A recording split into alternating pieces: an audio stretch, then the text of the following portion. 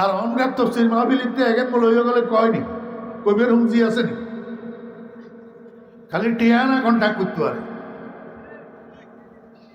60,000 দ্বিতীয় 72,000 দ্বিতীয় বা আগার দিয়ে দিয়ে লাগবে হ্যাঁ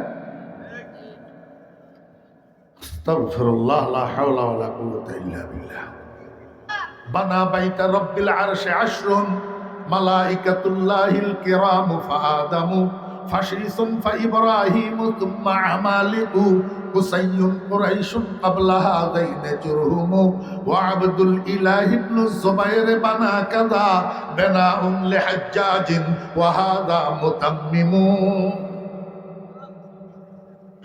মাদ্রাসার লগর লেখিস কন্ডে আর কিতাবত্র মোতালা করে মোবাইল যেই ভাড়া বাড়ছে লেখিস নাহলে হাইতিনে অর্থ হয়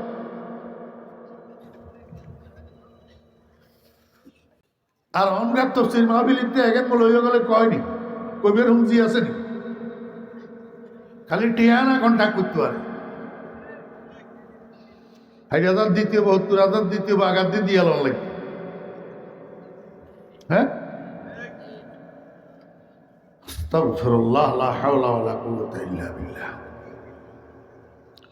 পৃথিবীর ইতিহাসের সর্বপ্রথম ঘর যেটা দিয়ে আল্লাহ পাক পৃথিবীরে আবাদ করা শুরু করছে পৃথিবীর ইতিহাসের সর্বপ্রথম জায়গা পৃথিবীর ইতিহাসের সর্বপ্রথম শহর শীস আল ইসলাম কোন গেছে শীস আল ইসলাম মরি গেছে নি মরি যাবার পরে এবারও আরো হাজার হাজার হাজার হাজার বছর অতিবাহিত হয়েছে এই হাজার হাজার বছরে শীস আল ইসলামের নির্মাণ করা পৃথিবীর ইতিহাসের সর্বপ্রথম ঘরখানায় কাবা বাইতুল্লাহ আবার মাটির নিচে চাপা পড়ছে তবে এবারে বেশি নিচে যায় না এবারে বেশি নিচে যায় না 1-1.5 হাত 2 হাতের মতো নিচের দিকে গেছে যখন ইব্রাহিম আলাইহিস ইসলামের আল্লাহ পাক নবী বানাই দুনিয়াতে পাঠাইছেন এবার জিব্রাইল আলাইহিস ইসলামের ইব্রাহিম আলাইহিস ইসলামের কাছে পাঠাইছে কয় যে ও জিব্রাইল তুমি একটু আমার খলিলের কাছে যাও যাইয়া ওই যে ঘরটা প্রথমে তোমরা বানাইছিলা পরে শীষেও বানাইলো আদমেও বানাইলো এই ঘর এটার নিশানা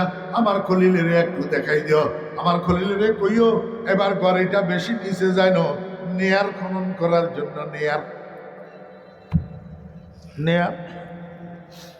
নেয়ার খনন করার জন্য বলিও নেয়ার খনন করলে ওই যে শীষে বানাইছিল ঘর এটার দেওয়াল পাওয়া যাবে আমার ইব্রাহিমের কইবা দেওয়াল এটা আবিষ্কার করি এই দেওয়ালের উপরে আবার দেওয়াল বানাই ঘর এটারে আবার মাটির উপরে উঠাই পুনর্নির্মাণ করার জন্য এইবার ইব্রাহিম আলাইহিস ইসলাম নিজে মেস্তরি হইয়া ইব্রাহিম আলাইহিস ইসলামের ছেলে ইসমাইল আলাইহিস ইসলামের যোগালি বানাইয়া হেল্পার বানাইয়া বাপ বেটা দুজনে ওই নিচের দেওয়াল এটা আবিষ্কার করি এটার উপরে পাথর দিয়া আবার দেওয়াল নির্মাণ করি খানায় কাবা এটারে আবার নির্মাণ করছে বুঝে থাকলে বলুন না এটা কয় নম্বর নির্মাণ হ্যাঁ 4 নম্বর নির্মাণ আমার ভাইয়েরা দোস্ত বাবেরা এরপরে এই খানায় কাবা ইব্রাহিম আলাইহিস ইসলামের পরে আবার মাটি চাপা পড়ছে এটারে আবার 6 নম্বরে নির্মাণ করছে কবিলায় বনি আমালেকা 7 নম্বরে এটারে আবার নির্মাণ করছে কবিলায় বনি কুসাই 8 নম্বরে এটারে আবার নির্মাণ করছে কবিলায় বনি জুরহুম 9 নম্বরে এটারে আবার নির্মাণ করছে কবিলায় বনি কুরাইশরা নির্মাণ করছে আমার 8 নম্বর নির্মাণ কবিলায় বনি কুরাইশে নির্মাণ করার যেই নির্মাণ এই নির্মাণের মধ্যে সরকারে দো আলম জনাবে মুহাম্মদুর রাসূলুল্লাহ সাল্লাল্লাহু আলাইহি ওয়াসাল্লাম নিজেও শরীক ছিলেন নিজেও সহস্তে কাজ করছেন খানায়ে কাবার নির্মাণে কারণে আল্লাহু আকবার রাসূল আকরাম সাল্লাল্লাহু আলাইহি ওয়াসাল্লাম সহ কুরাইশরা যেটা নির্মাণ করছে এটারে আবার ভাঙ্গি হযরতে আয়েশা সিদ্দিকা রাদিয়াল্লাহু আনহার বাগিনা আসমা বিনতে আবি বকর রাদিয়াল্লাহু আনহার ছেলে জুবাইর ইবনুল আওয়াম রাদিয়াল্লাহু আনহু ছেলে হযরতে আব্দুল্লাহ ইবনে জুবাইর রাদিয়াল্লাহু আনহু এটারে ভাঙ্গি আবার নির্মাণ করছে ওই হাতিমের সহ লইয়া আমার ভাইয়েরা আব্দুল মালিক ইবনে মারওয়ান যখন খলিফা হয়েছে আব্দুল মালিক ইবনে মারওয়ানের পক্ষ থেকে মক্কা মদিনার গভর্নর বানাইয়া পাঠানো হয়েছিল হাজ্জাজ ইবনে ইউসুফকে এই হাজ্জাজ ইবনে ইউসুফে জবলে আবু কুবাইসের উপরে জানি তথা কামান বসাইয়া কামানের গোলা নিক্ষেপ করি খানায় কাবারে আবার ভাঙছে, আবার ভাঙ্গি ওই রসুল আকরাম সাল্লাল্লাহু আলাইহি ইসলামের আমলে যে হাতিম বাহিরে ছিল সেইভাবে হাতিমের বাহিরে রাখি হাজ্জাজ ইবনে ইউসুফে আবার নির্মাণ করছে। এটা 10 নম্বর নির্মাণ। এরপরে আবার হাতিমের ঢুকানোর জন্য ভাঙ্গার অনুমতি চাইছিল মক্কা মদিনার মানুষেরা ইমাম মালিক রহমতুল্লাহ আলাইহি ইমামুল মদিনার কাছে। ইমামুল মদিনা ইমাম মালিক রহমতুল্লাহ আলাইহি আর অনুমতি দেন নাই, বলছেন কিয়ামত পর্যন্ত বাইতুল্লাহর উপরে হাত দেওয়া আর জায়েজ হবে না। মোট কয়বার নির্মাণ হয়েছে? মক্কা কি আমার ভাইরা দোস্ত আবাব, এই পৃথিবীর ইতিহাসের সর্বপ্রথম সৃষ্টি করা মাটির উপর আল্লাহ পাক খানায়ে কাবা তৈরি করছেন। এই খানায়ে কাবার নিচের মাটি দিয়ে আরো বড় বড় 2টা কাজ করছেন। কয়টা? মনোযোগ আসেনি? হ্যাঁ, খানায়ে কাবার নিচের মাটি পৃথিবীর ইতিহাসের সর্বপ্রথম সৃষ্টি করা মাটি। এইটা দিয়া বড় বড় 2টা কাজ করছেন আল্লাহ পাক। আমার ভাইরা দোস্ত আবাব, জান্নাতুল ফেরদাউস, জান্নাতুল ফেরদাউস, জান্নাতুল ফেরদাউস যে শুনেন, রাসূল আকরাম সাল্লাল্লাহু আলাইহি ওয়াসাল্লাম বলছেন আমার উম্মতেরা তোমরা যখন আল্লাহর কাছে জান্নাত চাইবা তখন জান্নাতুল ফেরদাউস চাইও। জান্নাতুল, এই জান্নাতুল ফেরদাউসটাকে আল্লাহ পাক তৈরি করছেন পৃথিবীর ইতিহাসের সর্বপ্রথম তৈরি করা মাটি দিয়া, অর্থাৎ খানায়ে কাবার নিচের মাটি দিয়া। আর একটা বড় কাজ করছেন কি জানেননি আমার ভাইরা দোস্ত বাবেরা? রাসূল আকরাম সাল্লাল্লাহু আলাইহি ওয়াসাল্লামের জিসমে আতহার, রাসূল আকরাম সাল্লাল্লাহু আলাইহি ওয়াসাল্লামের শরীর মোবারকটাকে খাজা আমেনার পেটের ভিতরে আল্লাহ পাক তৈরি করছেন পৃথিবীর ইতিহাসের সর্বপ্রথম সৃষ্টি করা ওই খানায়ে কাবার নিচের মাটি দিয়া।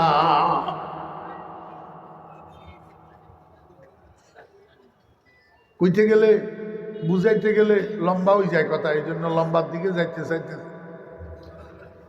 আল্লাহু আকবার। আমি আপনাদেরকে বুঝাইতে চাইছিলাম কোরআন শরীফ সৈয়দুল কুতুব। কোরআন শরীফ কি? সৈয়দুল কুতুব। যেই জায়গাতে আল্লাহ পাক নাজিল করছেন জায়গা এটা সৈয়দুল আমাকিন। সৈয়দুল আমাকিন, সমস্ত জায়গার সরদার। যেই শহরের মধ্যে নাজিল করছেন শহর এটা সৈয়দুল বিলাদ, সমস্ত শহরের সরদার।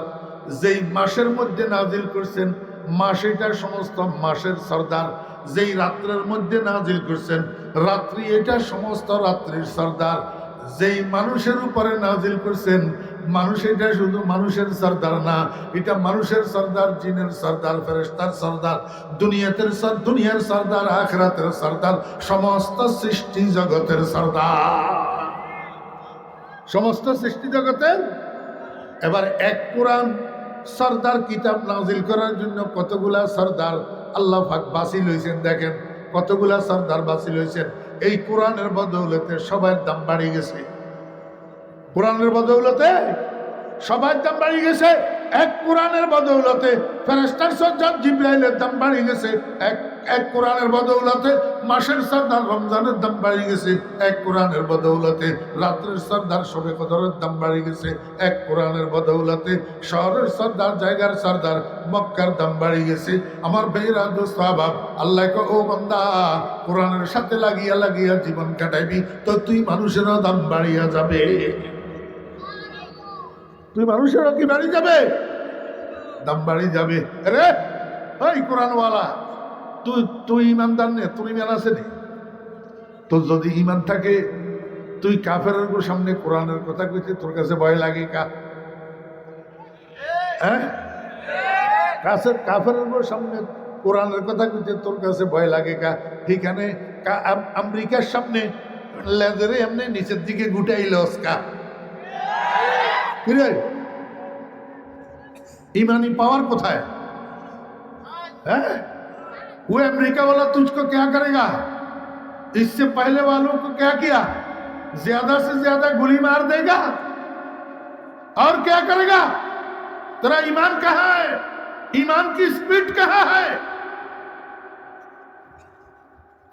नूर इस्लाम শাহরু রমাদান আল্লাযী উনজিলা ফীহিল কুরআন।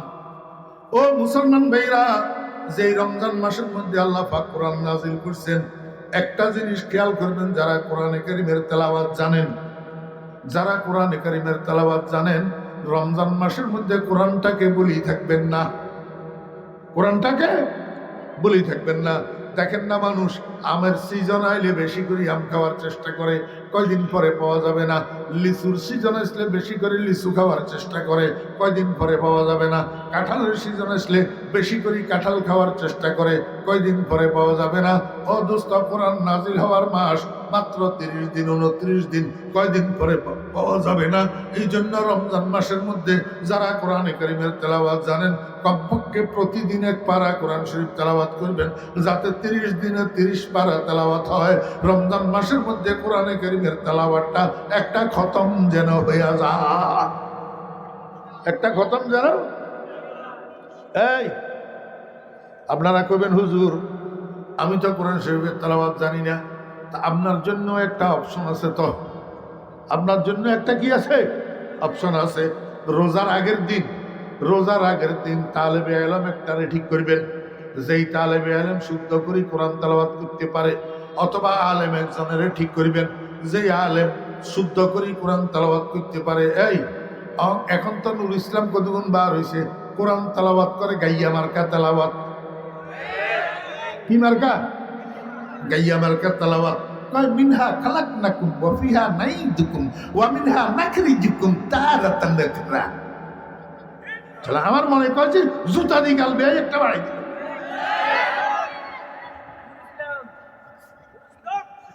হ্যাঁ,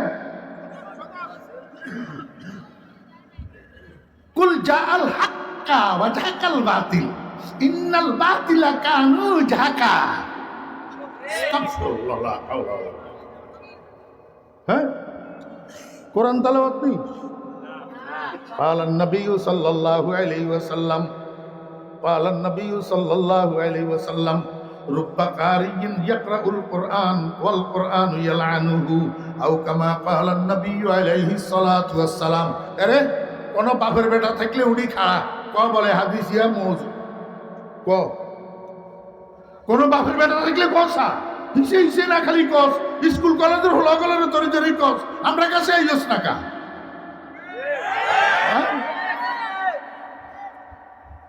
قال النبي صلى الله عليه وسلم رب قارئ يقرأ القرآن والقرآن يلعنه أو كما قال النبي عليه الصلاة والسلام। আল্লাহর হাবিব বলেন, অনেক কোরআন তেলাওয়াতকারীরা কোরআন তেলাওয়াত করে সওয়াবের জন্য, অথচ কোরআনে তার জন্য লায়ানতের বদদোয়া করে। কোরআনে তার জন্য কি করে? লায়ানতের বদদোয়া করে। আমারে বলেনছেন, এই মনোযোগ আছে, কবর ইচ্ছে ফেরেশতা জিজ্ঞাসা করবনি, কিয়া জিজ্ঞাইব নেতাগিরি চটনি নেতা আসিলিনি একথা জিজ্ঞাইছ মা কিয়া করে, নেতা আসিলিনি একথা জিজ্ঞাইবনি, জিজ্ঞাইছ নেতাগিরি কিনলে করলি না একথা কইবনি, নামাজ কিনলে পড়লি না এটা জিজ্ঞাসা করবনি, নামাজ কিনলে পড়লি না এটা কিনব জিজ্ঞাসা করব। তো এবারে কইব, ফেরেশতারে তুমি আমার লগে এরকম দুশ্মনী করো আর কিনলেই, আমি তো সারা জীবন নামাজ পড়ছি। ফেরেশতা কইব, গোড়ার ডিমনে নামাজ পড়ছ তুই, তুই যেই তেলাওয়াত দি নামাজ পড়ছ, এই তেলাওয়াতে তোর নামাজ প্রতিদিন 10 বার ভাঙছে। নামাজ প্রতিদিন কয়বার ভাঙছে? গাদায় কইতেও তো একতো না, গাদা এক বেলা নামাজ পড়েছে, এই এক বেলা নামাজ 10 বার ভাঙছে হাতের তেলাওয়াতের কারণে। নামাজে অশুদ্ধ পড়া এটা নামাজ ভঙ্গের কারণ না, নামাজ ভঙ্গের কি কারণ? আমার ভাইরা দোস্ত আবাব, নামাজের মধ্যে কোরআন শরীফ অশুদ্ধ তেলাওয়াত করলে নামাজ থাকে না, ভাঙ্গে ভাঙ্গে। তাহলে তুই এই অশুদ্ধ তেলাওয়াত দিয়া সারা জীবন যে নামাজ পড়লি, নামাজে কেন হইছে নি? অন্য একটা নামাজও। এই মুরব্বীরা কইতে নেবেন, 71 যুদ্ধের আগে আমাদের দেশে প্রাইমারি স্কুলে ক্লাস 4 সিলেবাসের মধ্যে বাংলা বই গেছিল, ক্লাস 4 বাংলা বই। এই ক্লাস 4 বাংলা বইয়ের মধ্যে একটা পদ্য আছিল 16 আনাই নিচে। 16 আনাই কেউ মনে নাই? আসেনি? একটু ভোট দিতে হইব, নইলে আমি ভোটাই এমনি আসিলনি। 16 আনাই মিছে, কিন্তু যুদ্ধের হরে জন্ম হয়েছে যে হলা এগুনে তো কুতুন এগুনের একে নাই হুনেই 16 আনাই মিছেটা কি। ওই পদ্মা নদীর ভিতরে খেওয়াঘাটে নৌকা লই মাঝি একটা বসে রয়েছে, যাত্রী পার করাই বেল্লাই নদী, পদ্মা নদীর এই কিনার তুন এই কিনারে লইছে বেল্লাই মাঝি বই রয়েছে। একেবারে টনটনিয়া সাহেব একটা কান্দের উপরে সাহেবি ব্যাগ একটা লই আইছে খেওয়াঘাটে। আই কয় মাঝি হেপার যাইবা? কয় হ্যাঁ যামু। কয় ভাড়া কত? কয় 16 আনা। কয় আর কম হবে না? কয় না না আর কম হবে না। যাত্রী কয় সাহেবে কয় আচ্ছা চলো। তো যাত্রীটা নৌকার মধ্যে উঠে পড়ছে, মাঝিও নৌকা ছাড়ে দিছে। একটু সামান্য দূর গেছে আর এবারে সাহেবিটা মাঝিরে কয় মাঝি বয়স কত? কয় 50-55। কয় নদীতে নৌকা বাও কতদিন? কয় স্যার আর কইলে কি, মাঝির পোলা মাঝি একটু বুঝেছে পরেই তো বাপে এই কাজে লাগাইয়া দিছে। সাহেবে কয় মাঝি তাহলে তো নদী সম্পর্কে তোমার বহুত বড় অভিজ্ঞতা, বলো তো দেখি জোয়ার ভাটা কেন হয়? জোয়ার ভাটা? মাঝি কয় আগে ওসব কি আছে মোদের ভাগ্যে? মনে নাই আপনার গো? ইয়া হচ্ছে গুয়াহাটি ব্যাগ। হ্যাঁ আগে ওসব কি আছে মোদের? সাহেব জোয়ারের সময় বইটা কেমনে ধরা লাগে আমরা জানি, বাটার সময় বইটা কেমনে ধরা লাগে আমরা জানি, কিন্তু জোয়ার বাটা কেন হয় এটা তো বৈজ্ঞানিক আলোচনা। আমরা মূর্খ মানুষ, বকলমি মানুষ, এটা আমরা জানবো কেমনে? ওই যাত্রী কয় মাঝি বোকা মাঝি এতদিন নদীতে থাকো, জোয়ার বাটা কেন হয় জানো না? তোমার জীবনের চারা নাই নিচে। মাঝি মনে করছে বুঝি ভাড়া কবি যার। কয় দোহাই লাগে সাহেব আর কমাইয়েন না, 12 আনার কম হইলে আমার পোষাইব না। আর একটু সামনে গেছে, কিছুক্ষণ পরে এবার যাত্রী এটা কয় মাঝি নদীতে দীর্ঘদিন থাকো, বলো তো দেখি চন্দ্র সূর্যে গ্রহণ লাগে কেন? মাঝি আবার কয় আগে ওসব কি আছে মোদের ভাগ্যে? আমার বেহরা স্বভাব এমনি কথাবার্তা শেষ হয়ে সারে নাই। এই ঈশান কোণ, এটা উত্তর পশ্চিম কোণ, এটার নামই তো ফাঁকলা কোণা। এই কোণায় যেদিন গণকালা ওই মেঘ ধরে বুঝতে হবে মেসমার করি ফেলাইব বাতাসে, ঝড়ে তুফানে। এই দিন এই ঈশান কোণার মধ্যে মেঘ ধরছে, একবারে মেঘ কাছে চলিয়ে আসে। মাঝি বুঝছে 2-4 মিনিটের মধ্যে ঝড় তুফান প্রবল আকারে আসতেছে। আজকে এই নৌকা পদ্মার এই পাড়ে যাবে না, মাঝ নদীতে নৌকা উল্টিয়া যাবে। এখন মাঝি সাহেবের কয় সাহেব টাইট আছে নি? কহ টাইট তো আছে। আরো টাইট করেন। কয় কেন? কয় সাঁতার জানেন? কয় না রে মাঝি সাঁতার তো জানি না। মাঝি কয় সাহেব এই দেখছেন নি 2-4 মিনিটের মধ্যে ঝড় তুফান আসতেছে প্রবল গতিতে, কিছুক্ষণের মধ্যে নৌকা উল্টিয়া যাবে। আমি মাঝি চন্দ্র সূর্যে গ্রহণ লাগে কেন যদিও জানি না, জোয়ার ভাটা হয় কেন যদিও জানি না, কিন্তু পদ্মা নদীর সাঁতারটা ঠিক মতো শিখে রেখছি। নদীর নৌকা উল্টি গেলেও আমি যাইতে পারবো এই পাড়ে সাঁতরাইয়া ইনশাআল্লাহ আল্লাহর রহমতে। আপনি মনে রাখিয়েন যত বিজ্ঞান জীবনে শিখছেন পদ্মা নদীর সাঁতার না জানার কারণে সব বিজ্ঞান লইয়া আজকে আপনাকে পদ্মার তলায় যাইতে হবে। পদ্মার তলায় দোস্ত মোহতারাম, ও দোস্ত মোহতারাম, আমি আমার মতো একটা চুনি ফুটি মোল্লার কথা মনে হয় তোমার কান পর্যন্ত যাবে না। যদি যায়, কেউ যদি পৌঁছায়, আমার একটু দোয়া করিও। মনে রাখিও জীবনে যত নেতাগিরি শিখছ, নেতাগিরি শিখতে শিখতে রাজনীতি করতে করতে একেবারে সর্বোচ্চ শিখরে না গেলেও তো সেকেন্ড ইন কমান্ড পর্যন্ত যাইয়া পৌঁছে গেছ। মনে রাখিও কোরআনে কারিমের বিশুদ্ধ তেলাওয়াত না যার কারণে সমস্ত নেতাগিরি লইয়া জাহান্নামের তলায় যাওয়া ছাড়া উপায় থাকবে না।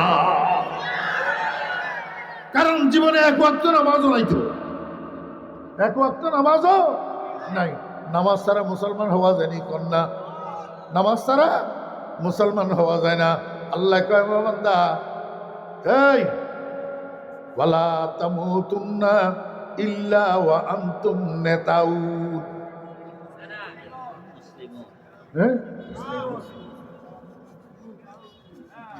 ইল্লা ওয়া আনতুম কিরে বলা আইন গলান মাত্র টাকা। আল্লাহ কোরআন শরীফে এই কথা নি কইছে নেতা না হয়ে মরিচ্ছা, এই কথা নি কইছে না মুসলমান না হয়ে মরিচ্ছা। তো তোর মুসলমান কোথায়? মুসলমান কেমনি হইলি? এক ওয়াক্ত নামাজ হতো নাই, কোরআন শরীফ ব্যাখ্যা অশুদ্ধ। ব্যাখ্যা কি? অশুদ্ধ। এই কথা কইলে এবারে হক কথায় আহমদ বেজার গরম বাতে বিলাই বেজার কইলি মায় মায়ের খায় এই জমানাত কয় যে বালাল্লাই কইলি মানছে কয় যে খারাপ কয় বালা উপদেশে না দিয়ে তোমরা যারা কোরআন শরীফের তেলাওয়াত জানো না রমজানের আগের দিন হুজুর একজনের লগে কন্ট্যাক্ট করবা মাদ্রাসার ছাত্র একজনের লগে কন্ট্যাক্ট করবা কইবা বাইরে ভাই এই আগামীকাল থেকে তো রোজা শুরু হইব বিকাল 3টা থেকে 4টা অথবা 2টা থেকে 3টা অথবা 1টা থেকে 2টা জোহরের নামাজের পর থেকে লাগাতার 1 ঘন্টা আপনি আমারে একটু সময় দিয়েন এই 30 দিন আমি আপনারে রমজান মাসে 5000 টাকা আপনারে বকশিস দিব হাদিয়া দিব উপহার দিব আপনি কিছু খাইতেন একটা ইফতার করতেন 1 ঘন্টা সময় আমারে একটু দেন আমারে রমজান মাসের ভিতরে আল্লাহর কোরআনের তেলাওয়াতটা একটু শিখাইয়া দেন এই এক ওস্তাদ এক শাগরিদ দুজন মনোযোগী ওস্তাদও মনোযোগী ছাত্র মনোযোগী ইনশাআল্লাহুল আজিজ 1 মাসের বেশি লাগবে না হ্যাঁ আমি একটা কথার কথা না কইলাম 5000 টাকা 5000 টাকা লাগতো না তোমার না থাকলে 2000 টাকা কন্ট্যাক্ট করিও না থাকলে 1000 টাকা কন্ট্যাক্ট করিও এমন আলেম এমন তালেবে আলম আল্লাহর রহমতে কওমি মাদ্রাসার ছাত্র শিক্ষকেরা আছে তুমি 1 টাকা না দিলেও কুরবানি দিয়া তোমাকে তেলাওয়াত শিখাইয়া দিব এটা কওমি মাদ্রাসার বৈশিষ্ট্য অন্য কোনো মাদ্রাসাওয়ালারা এই কুরবানি দিতে পারবে না যেটা কওমি মাদ্রাসাওয়ালারা দিতে পারবে শাহরু রমাদানাল্লাযী উনজিলা ফীহিল কুরআন অথচ সারা দুনিয়ার মানুষের উপরে আল্লাহ পাকের যত দয়া আল্লাহ পাকের যত ইহসান আল্লাহ পাকের যত রহমত সবচেয়ে বড় ইহসান বড় দয়া সবচেয়ে বড় রহমত হলো আল্লাহ পাক কোরআনটা যে আমাকে আপনাকে বাগে দিয়েছে এর চেয়ে বড় ইহসান এর চেয়ে বড় সম্পদ আর কিছু না কিন্তু দুঃখের বিষয় দুনিয়ার মানুষ দুনিয়ার সব কিছুর মূল্য বুঝে কোরআনের মূল্য বুঝে না অথচ আজকের মুসলমানের সন্তানেরা সব কিছু মূল্য বুঝে কিন্তু কোরআনের মূল্য বুঝে না কোরআনওয়ালার মূল্য বুঝে না কোরআনের প্রতিষ্ঠানের মূল্য বুঝে না কোরআনের মাহফিলের মূল্য বুঝে না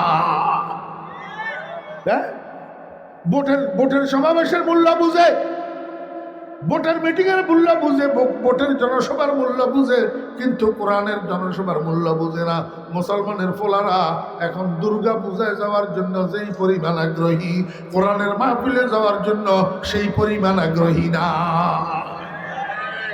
রমজান মাসের মধ্যে কোরআন শরীফ পড়বেন তো ইনশাআল্লাহ কমপক্ষে দৈনিক 1 পারা কমপক্ষে দৈনিক 1 পারা ডেলি যদি 3 পারা করে ফুটতে পারেন আরো বেশি ভালো তাহলে 1 মাসে 3 খতম হবে রমজান মাসে 3 খতম কোরআন শরীফ হবে এতটুকু যদি না পারেন কমের মধ্যে 1 খতম করার জন্য চেষ্টা করবেন তাহলে রমজান মাসের মধ্যে কোরআন নাজিল হয়েছে এই কোরআন নাজিলের মাসেরে আপনি কদর করলেন আমি কদর করলাম আল্লাহ পাক আমাদের সবাইকে তৌফিক দান করেন।